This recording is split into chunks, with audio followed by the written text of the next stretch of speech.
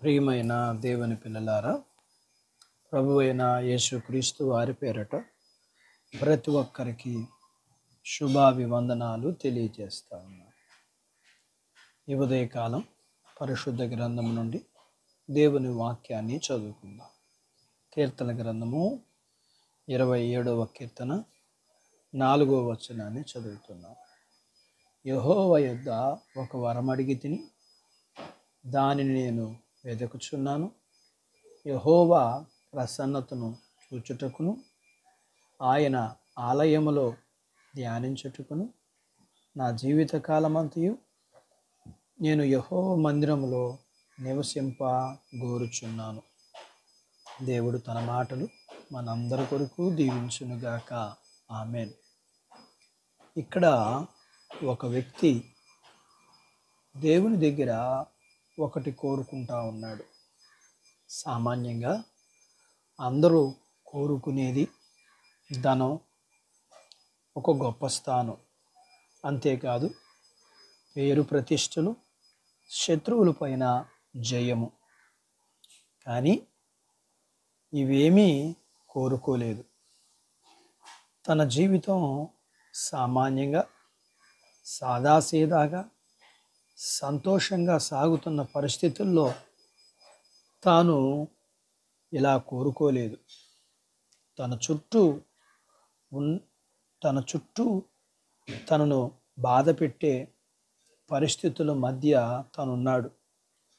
తనను చంపడానికి శత్రువులు వెంటాడుతున్న పరిస్థితుల్లో మధ్య తానున్నాడు.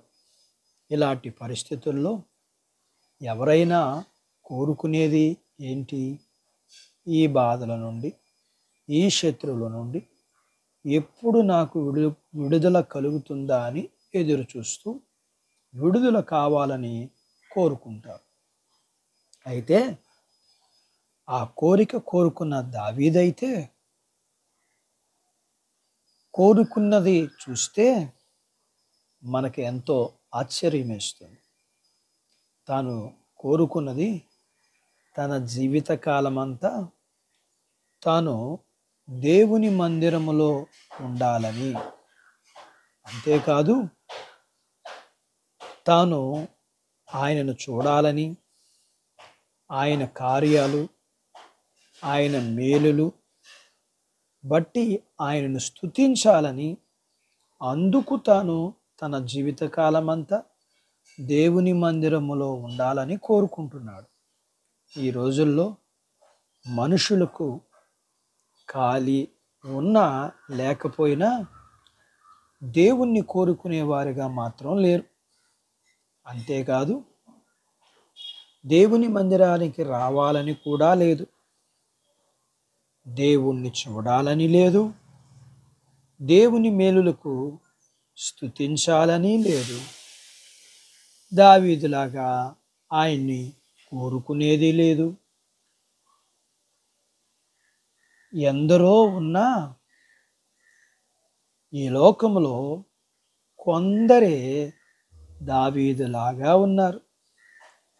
నీవు కూడా దేవుని యొద్ద ఏవేవో కోరుకొనక దేవుణ్ణి కోరుకుంటే దేవుడు నీతో ఉంటాడు.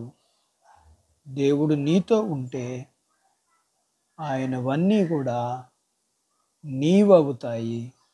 కాబట్టి ఈ ఉదయకాలం వాక్యం వింటున్న నీవు దేవుణ్ణి కోరుకుని దేవుడు సిద్ధపరిచిన పరలోకపు భూ సంబంధమైన దీవెనలు ఆయనతో ఉన్నాయని, బుద్ధి, జ్ఞానము, సర్వసంపదలు ఆయనతో ఉన్నాయని, ఐశ్వర్యము, ధననిధులు, నిత్యత్వము ఆయనతో ఉందని నీవు దావీదులాగా ఆయనను కోరుకుని ఆయన సిద్ధపరిచిన మేలులన్నీ నువ్వు పొందుకోవాలని ఆయన్ని కోరుకుని ఆయన మందిరములో ఉండి ఆయన చూడాలని, ఆయన చేసిన మేలులు స్తుతించాలని కోరుకుంటా ఉన్నాను. అట్టి బాధ్యత నీకు కలుగునుగాక.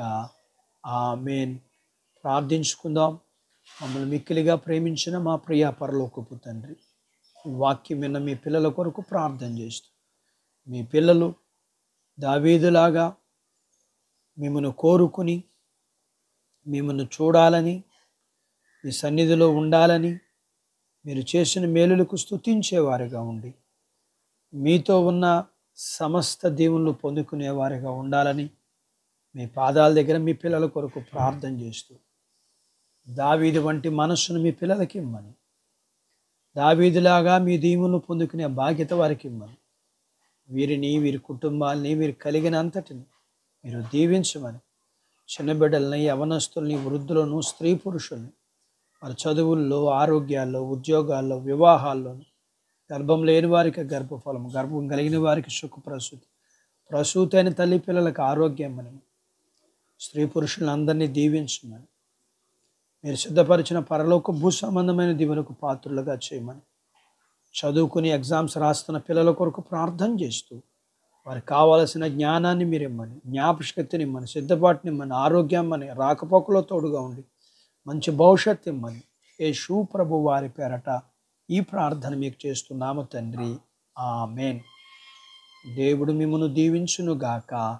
ఆమేన్.